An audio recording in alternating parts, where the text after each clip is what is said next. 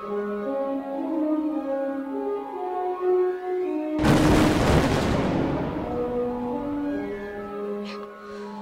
aften, og hjertelig velkommen til Bag om de Store. Et program, hvor vi går bag om nogle af de store her på ØU, der virkelig kan deres kram.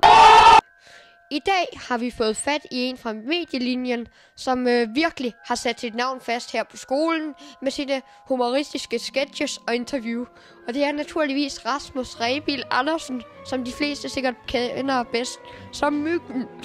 Og hvor kommer inspirationen fra, der blandt andet sætter store stykker op som Nudelsketchen og 7 dage? Altså, min inspiration, den får jeg fra alle mine medmennesker, som går på ØU. Og omgivelserne i naturen. Bær, svampe, alt muligt andet, som jeg ikke må nævne. Og bare generelt at være på ØU. Det er sådan en kreativ skole, så man får det godt her på ØU. Og så banker jeg det bare sammen, og så laver jeg et eller andet. Det kommer bare altså helt af sig selv. Hvordan har dit samarbejde med Nudelmas været? Godt, hvis du spørger mig. Men hvis du spørger ham, så er det nok ret dårligt. Fordi han er lidt utilfreds med, at han bliver kaldt Nudelmas, når han ikke spiser nudler. Men det gør han. For ellers vil han ikke hedde Nudelmas. Giv det sig selv. Og ja, der er jo tydeligt bevis på, at han godt kan lide nudler. Som vi kan se i et interview, jeg har lavet med ham. Der er 100 bevis, proof confirmed, at he's a noodle lover. Og det er der intet, der kan lave ham på. Punktum.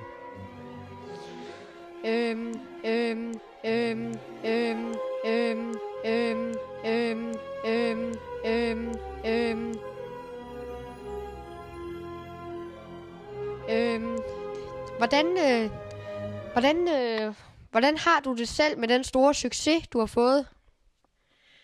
Jeg vil lige starte med at sige, at jeg kunne ikke have gjort det uden Anton, som sørger for redigeringen. Og jeg er ligesom inspirationen med idéer og sådan noget. Og han er virkelig sindssyg. Og lige et shout-out til vores YouTube-kanal, Atombomben og Myggen. Vi har også en Facebook-side, så gå ind og like den. Og vi laver så videoer, når det sådan lige passer os. Og de er gode. Og ja, jeg synes, I kan gå ind og se dem. Du er kendt for dine meget dybdegående og personlige spørgsmål. Hvordan kan det være, at lige præcis du kan tillade dig det? For der er jo ikke mange, der kan tillade sig at spørge, om skolen har nogle gode lokummer. Hvorfor er det, du kan tillade dig den slags? Det er fordi, at jeg føler, at den naturlige del af vores hverdag, skide, er vigtig. For altså, hvis du overvejer at gå på ØU, så er det jo vigtigt, om der er gode lokummer. Fordi du skal ikke sidde og svede på brædderne. Jeg ved ikke, der er ikke noget værre i livet, end når man sidder og sveder, mens man skider. Det er lort. Bogstaveligt talt. Lad mig spørge dig en gang. Har skolen rent faktisk nogle gode lokummer? De er rigtig gode. Men sveder faktisk ikke. Det er lidt træls, der er ikke noget udluftning. Men så kan man bare åbne døren, men så går det ud over hele gangen, når jeg har været derude. Men det er ret lige meget, fordi det er jo ikke mig, der skal lukke til det.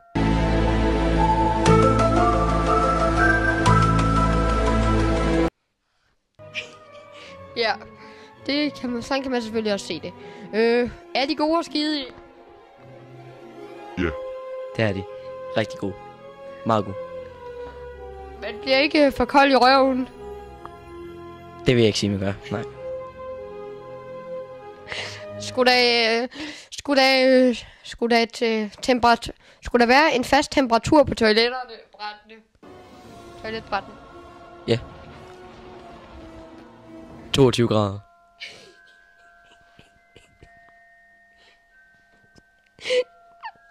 Nudler eller pasta? Nudler selvfølgelig.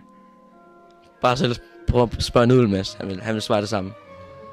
Din værelseskammerat Christian Bresson, han har jo stået bag dig under hele dit ophold her på ØU. Hvordan har han taklet din store succes?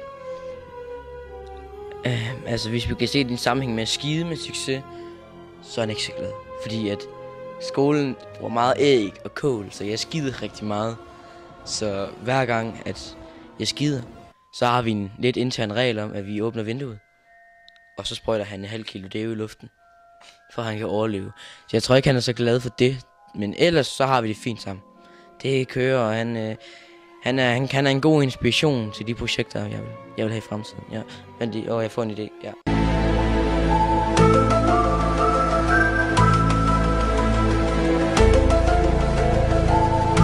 Sådan der er til et nyt filmprojekt. Der tænkte du på Bresson. Ja. Hvordan har du det med de sociale medier? Der er du også blevet en offentlig person. Du agerer både på Facebook og Hot or Not. Skal I sige, det med Hot or Not, det var Christians idé. Fuck around the pussy!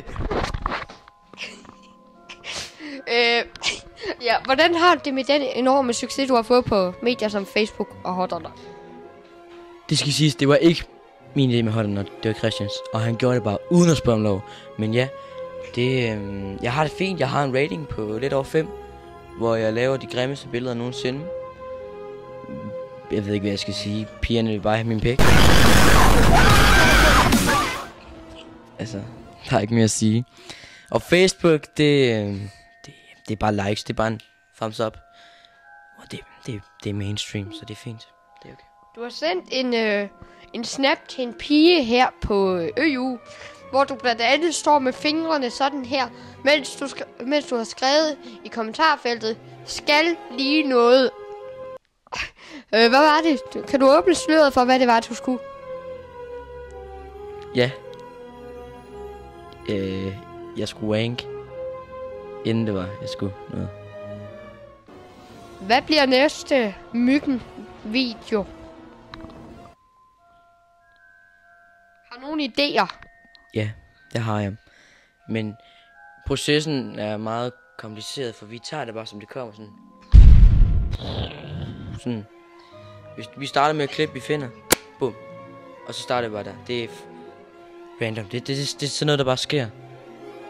Vi lader inspirationen komme til udtryk i vores videoer.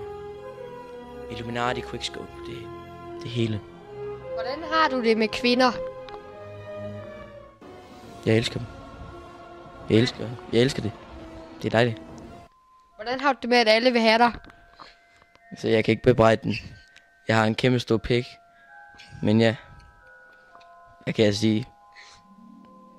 Det er fint nok.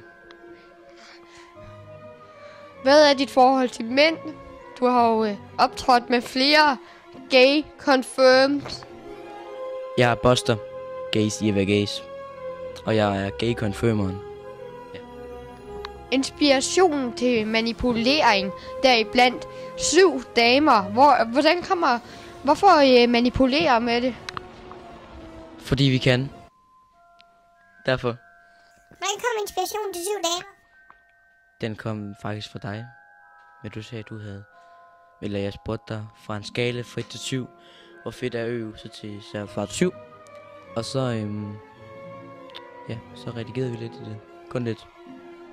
Hvordan arbejder du bedst? Er det manuskript eller impro? Impro, selvfølgelig. Fuck manuskript, det er lort. Rasmus, jeg har sådan set kun et spørgsmål tilbage. Skal du ud og samle nogle bær i den nærmeste fremtid? Vi skal ud og spise nogle bær. Og vi skal ud og fange svampe.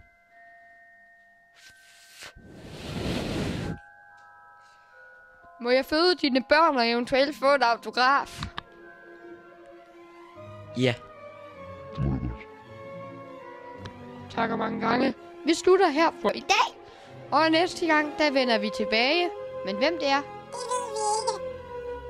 På næste fredag.